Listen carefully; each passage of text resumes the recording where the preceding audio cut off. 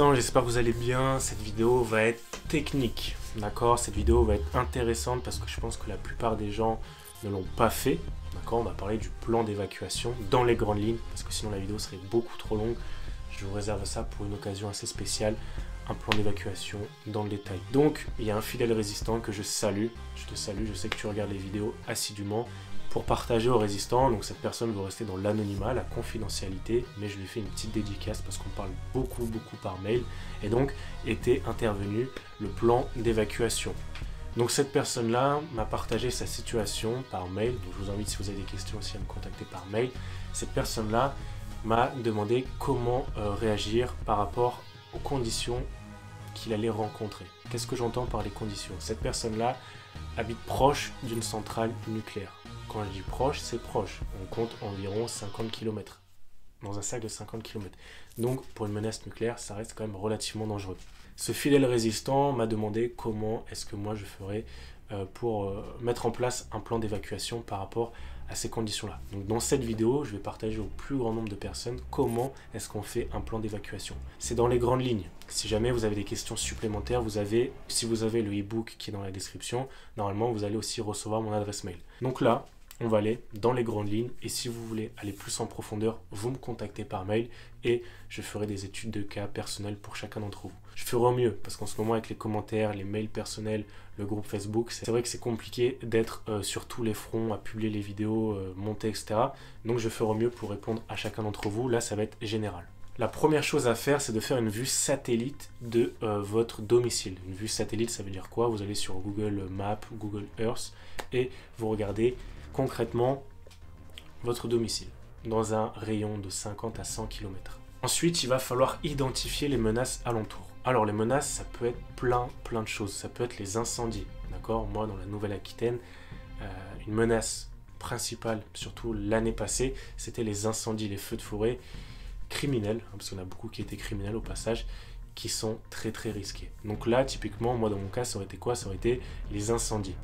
Pour la personne, le fidèle résistant en question, lui c'était la menace nucléaire. Il y avait une usine nucléaire proche de chez lui et vous l'avez vu à Rouen, c'était pas du nucléaire, c'était du chimique, mais à tout moment un accident peut arriver. Donc vous regardez dans votre zone, sur un périmètre de 50 à 100 km, quelles sont les menaces auxquelles votre domicile est exposé. Ça c'est très important. Il y a plein de menaces, d'accord? Il va falloir faire preuve d'imagination, sans être non plus dans la paranoïa, mais voir concrètement qu'est-ce qui peut vous arriver. Ça peut être des inondations, ça peut être des cambriolages, et ça va être un très gros sujet qu'on va traiter très bientôt, parce que pour moi c'est la menace numéro 1 en France actuellement, cambriolage, homejacking, etc. Donc si vous êtes dans une zone un petit peu sensible par rapport à ça, feu de forêt, inondation, tremblement de terre, alors ça, j'en parle pas dans cette vidéo-là, ok? Identifiez les menaces qui peuvent se trouver à proximité de chez vous. Ensuite, troisième étape, vous allez définir une zone d'évacuation. Donc là, pareil, ça c'est encore le sujet d'une autre vidéo, comment déterminer une zone d'évacuation. Ce serait trop long si je rentre dans le détail là-dedans, mais typiquement, moi, ma zone d'évacuation, elle est à 30 km. Ça reste court, ça reste proche, c'est entre les deux, d'accord? Donc on est à peu près sur 45 minutes, 1 heure de route. Vous pouvez viser plus loin, mais on va y venir à la suite de cette vidéo. La zone d'évacuation, c'est quoi? Le point B, c'est-à-dire que c'est votre second domicile. Là où vous avez des vivres, de l'armement, de quoi survivre en cas de complexification des événements. On va dire ça comme ça. Donc, déterminer où se situerait potentiellement votre zone d'évacuation par rapport à plusieurs critères.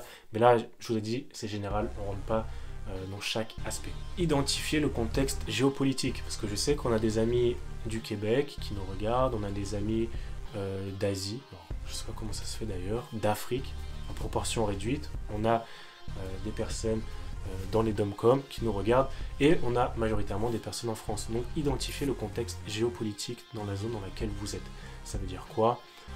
Alors, on n'est pas sous une dictature, en tout cas, elle est bien masquée, mais voilà, identifiez par exemple pour les personnes qui seraient en Corée du Nord, qui arriveraient à regarder cette vidéo-là, identifier le contexte géopolitique, je pense que c'est quelque chose de très essentiel à faire. Mais bon, ça reste quand même sommaire, mais c'est quelque chose à faire. Voir les décisions politiques, comment elles s'accentuent, dans quel sens elles vont dans le pays, afin de savoir comment vous préparer.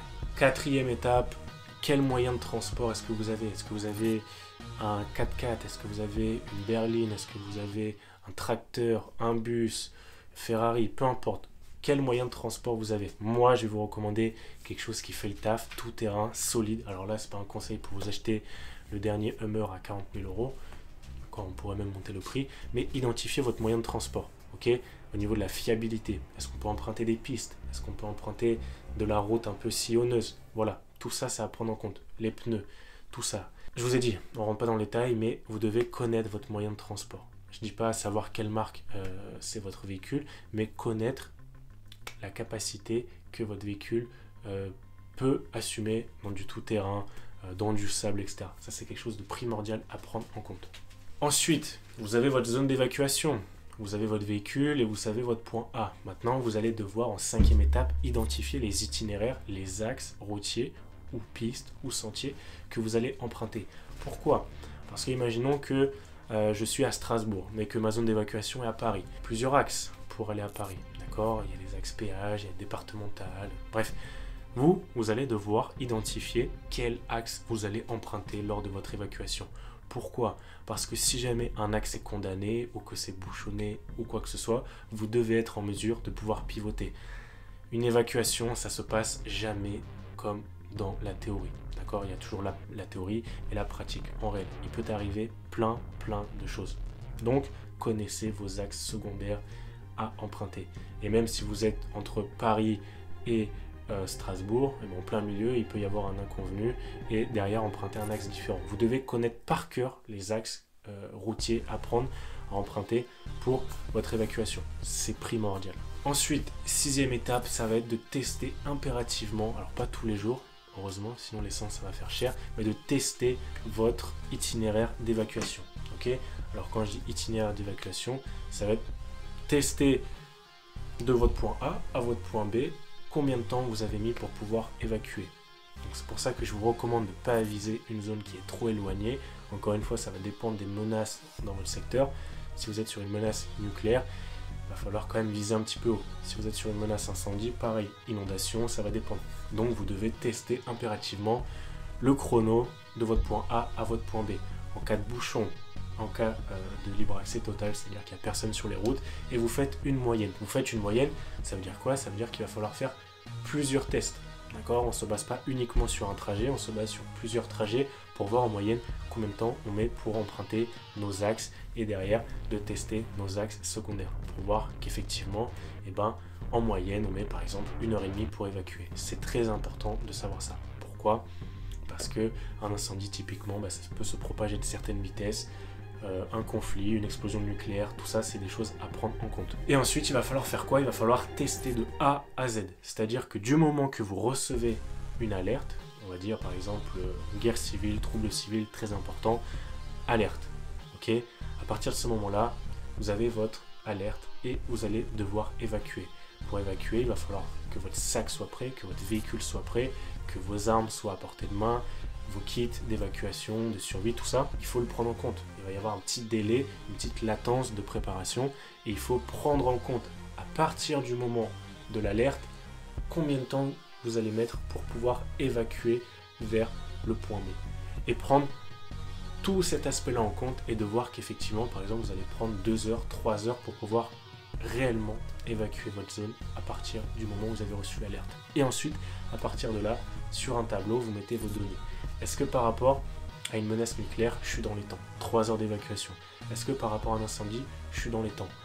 Attentat, toutes les menaces. Vous regardez si effectivement 3 heures, par exemple, en théorie, pour évacuer, c'est suffisant. Et en fonction, vous améliorez. Alors, soit vous améliorez la distance, vous rapprochez votre point B, mais derrière, il ne faut pas l'avoir construit trop en avance. Si vous construisez votre point B d'évacuation et que le délai n'est pas bon, vous aurez fait du travail pour rien. Donc tout ça, c'est général, mais je vous prépare une structure beaucoup plus complète à ce sujet-là. Dans le cas du fidèle résistant qui nous a parlé, lui, il avait l'avantage que le fleuve qui traversait sa région n'était pas contre lui. C'est-à-dire que si l'explosion arrivait là et que le fleuve passait comme ça et que lui était là, mais là c'était contre lui. Par contre, en l'occurrence, l'explosion était là, le fleuve passait comme ça et lui était là. Donc il avait cet avantage-là de ne pas se prendre par exemple le fleuve contaminé potentiellement chez lui. Ok, donc derrière, l'eau voilà, n'aurait pas pu être consommée. Donc tout ça, c'est des facteurs à prendre en compte.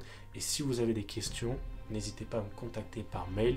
Vous téléchargez le e-book dans la description et vous aurez mon adresse mail pour pouvoir me contacter et on fera une étude de cas plus personnalisée. Mais je prépare quelque chose de plus complet, comme ça les gens qui regarderont les vidéos au fur et à mesure pourront faire un vrai plan d'évacuation. Là je voulais vous en parler parce que c'est quelque chose qu'il faut commencer à implanter dans votre quotidien. Il faut commencer à faire germer la graine, qu'une évacuation ça se travaille et ça se fait pas à l'improvisation. Voilà les résistants, cette vidéo était un petit peu plus longue, mais ça en valait le coup. J'ai pas pu faire une masterclass de 40-50 minutes, mais très bientôt je vous en ferai une. Je vous souhaite une très bonne soirée et je vous dis à très bientôt. Ciao.